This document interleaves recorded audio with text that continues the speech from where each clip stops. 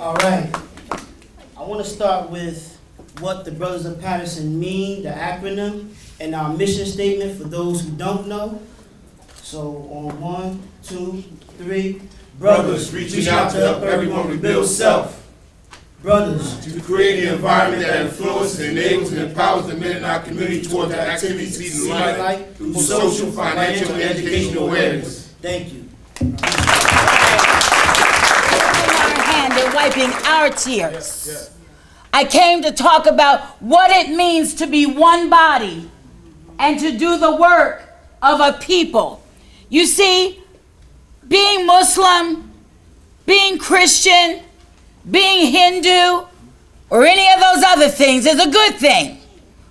But tonight we need to celebrate something just as beautiful, and it's called our humanity. See, I can't rise any further, my brother. If you don't rise, I haven't gotten anywhere. If you're still shackled and in pain and lonely or afraid, then my life is attached to your pain. I've not risen until I pull my brother or my sister up. The collective work means there is work to do. There are names to mention.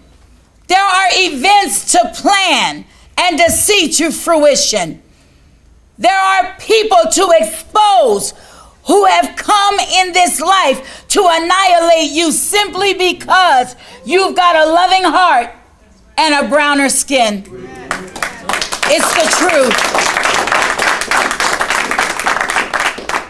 But this traditional Methodist church that I come from is full of radical people. I understand myself to be a Pan-Africanist, and I'm proud of it. To be on the forefront and not in the background of what's happening. And while Madison may seem lofty, my ministry started in Brick City. And even though I'm up there in the suburban area, my heart is in the grime and the grit of everything that you and others are going through. Black is black no matter where you live. Brown is brown no matter where you live. And the status quo could give a cahoot about your pedigree. The first thing they see is not your swag or your stride or your good looks or your hips or your abs, but the first thing they see is black, brown. And the assumption is you'll never amount to anything, but we're turning it around tonight. First of all, that's a lie. I said that's a lie. Not only are you someone, but together we're stronger than one. Collective means your strength, your power, your knowledge, your wisdom, mixed and meshed with my power, my wisdom, my ethics, my smarts, make a powerful force for others to deal with. But you can't dismiss people. That's the problem in community. Working together and ignoring those that may not walk or talk like you. And just because they're running around and bigging up colors doesn't mean that they don't have a heart. Socially, they're still people. And they're broken, looking for love in all the wrong places. We don't dismiss people because they've been in jail. Who doesn't know somebody incarcerated? That's right. Who has been incarcerated in this room? Just because we throw different colors and just because we may speak a different language or we may pray different to God doesn't mean that we can't work together. Together, unified, we are a force to be reckoned with. Well, Pastor Rushdie and Sister Teresa, what do? Pray, cry together. But here's something that's more powerful than anything. Bind together. The weakest link can be made strong. If you just think about yourself and your history, your testimony of what you've been through, I'm sure that every one of us would flip out and run around this room just based on what you've been through. That's something you can bring to the table. Collective work means I bring everything to the table, withholding nothing. It means I'm not going to save it for my conversation with the rich folk up at City Hall. It means that I don't change shades or colors or faces based on who walks in the room. It means that my truth is what it is, no matter what anybody else thinks about it. And trust me, when you're walking in that truth, that's power. When you're collective in your reasoning and desire to be real with yourself helps you to be real with others. A lie is a lie no matter how you cut it. And a liar can't make much out of their life. But when we come to the table with our truth, come to the table with our hope, come to the table with our love, agreeing on one accord to work the work while the day is still yet young, that we come to the table with our life's history, willing to march on no matter what the price, no matter what the cause, sometimes even your life. Working together means if your man ain't there, my brother will be there for your children. If your husband's incarcerated, then maybe my husband can mow your lawn. It may sound simple, but we've all got something that we can add to the pot to help each other out. Young people wanting to be something great and can be need more than you yelling at them about how tight or saggy their pants are. But what is the good that you see in me, mother? What is the good that you see in me, dad? All you do is cry and whine about what you don't see. But in order for us to be effective, we've got to big up what's good and pray for what's wrong with our children. It's a collective work. If I'm cussing my kids out at home, then they get cussed out in the street and we want to fight, you're a phony. Because you're doing the very same thing to your own kids. Being collective means you respect my femininity. It means that I'm a woman, I'm strong, don't hate. It means that I'm strong, I am a strong woman. Don't hate, brothers, because I'm going to be there for my brothers. I'm going to be there, but guess what? Only a small man has a problem with a strong woman. A weak man. You got what I was trying. You got it? All right. And when I said small, I wasn't being funny. After I said it, I said, oh God. I said, oh God, oh God. Anyway. But, Jesus. But anyway. Allah, whoever. It's all good. But seeing the power in each other is so important. Collective. What is it that you individually can bring to a table that's collective? The collective work. The collective, it's food for thought. What is it you possess? I'm gonna tell you what you possess. Power, love, a spirit that has gratitude, hope. If hope dies, you die. A future. Love, prosperity. This day, we take responsibility for what we do. You cannot continue to do the blame game the rest of your life. Blaming everybody for your defeat. Blaming everybody for your problems. You got to pick yourself up.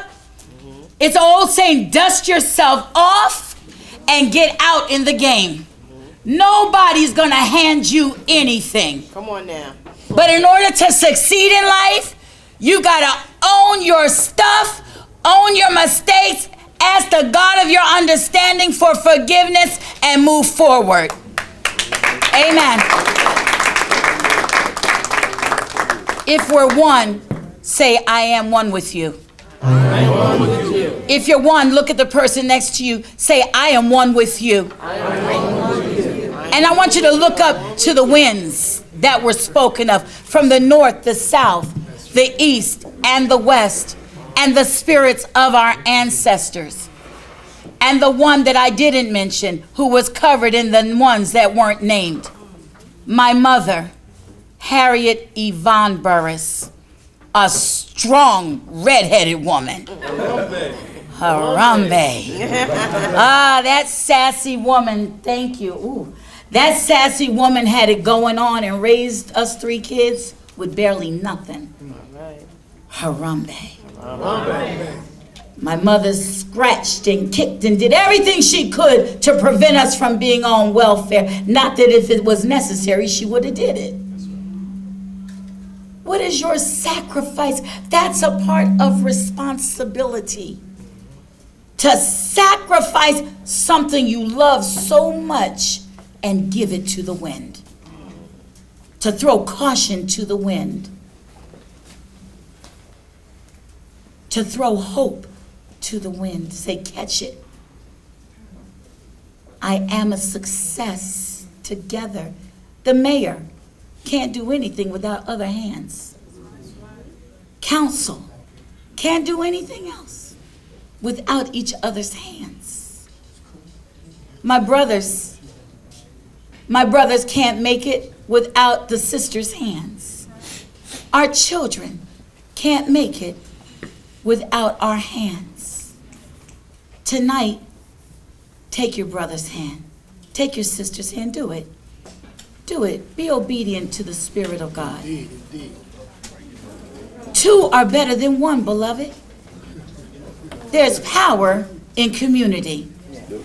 You see, if you hold that hand strong, I'm not going to demonstrate it, but if I try to break through the wall, I won't fall because you got me. Work it. Work the work. Talk the talk. Walk the walk. Be real with yourself. Don't let anybody else tell your story. Tell your own. Don't let anybody fight your battles. You're strong enough to fight your own. You see injustice in the streets, speak on it. You see your brother facing corruption, deal with it. When you feel you've been oppressed and knocked down, say it. And if anybody doesn't like what you are and who you are or where you come from, tell them collectively, and what about it? Because who I am is who my Maker created me to be. And together, again, 2 are better than 1. Now lift the hand. Tell that person, I lift you out of everything that has binded you. Now lift them out of the chair. Stand. Together. Tell them together. We can face everything. We can work the community. We can serve the lost. We can feed the hungry. We can help those in jail. We can take care of the needy. Because 2 are better than 1. God bless. Family, I just want to say that collective work and responsibility is a very, very important value. As a matter of fact, all of Nguzo Saba, you can live your life around Nguzo Saba, the 7 principles. But we start with 1, with collective work and responsibility with the family. We want to develop family. And the way we do collective work and responsibility, we start at home. And if you're in a home and there are, say, 5 people in the home, mom and say dad is there, right? And you got 5 people. Well, what we do is mom have to decide what has to be, what, I'll call them chores, but what are the things that need to be done for our house to operate in the manner that we think it should. And and say, Mom, come up with 20 things that has to be done on a regular basis. So collective work and responsibility. So what we do is, in the home, we identify the 5 toughest chores, then the 5 next toughest, and so forth and so forth. We have 5 sets of chores. From each set has hard chores, easy chores, right? This week, I got chore group number 1, 2, 3, 4, 5. Next week, we rotate. I got 2, 3, 4, 5, 1. In 5 weeks, everybody in that house, male, female, boy, girl, will learn how to run a house themselves. Everything that there is to do to work a house, have your home looking the way you believe it should be looking. And everybody's sharing the responsibility, chores. Yes, sir. Those 5 chores. And that's collective work and responsibility. Our house always look the manner that we, the parents, decide how our home should be. Everybody. And what gets me over the years, when we sit down a lot of time with parents, and we look and I say, I'm about teaching responsibility, And I'll just tell you real quick, the last case I had before I retired, this mother, she had 4 boys and 1 girl. And there are all kinds of, things going on. I'm in school, back and forth, trying to work things out. I'm in the house one day, and I'm sitting down with Mom and said, Mom, okay, everybody should be doing things in this house together. And everybody should have responsibility. Everybody in that house should be doing something to benefit the family. So, all right, I said, now, what are the boys' chores? Mom said, well, they got to take out the garbage. All 4 of them? They take the garbage out. 1 girl, what's her chore? Oh, she's ironing, scrubbing floors, cleaning dishes, washing dishes. Hey, the girl got to do all this, and the boy take out the garbage twice a week. And what, is he not learn anything? Is that fair? Is that equal? No. And we're doing a disservice to our boys, because then we develop boys grow into men that don't know how to take care of themselves. If they don't get a wife, they're in bad shape. So, you need to be able to manage yourself. But anyway, it's a great example to start and live by these principles. And this collective work of responsibility, only one. A family, we're going to run this house, and we're going to do everything that has to be done. We're going to do it fairly. We're going to spread it around. That's collective work and responsibility in my heart. Thank you.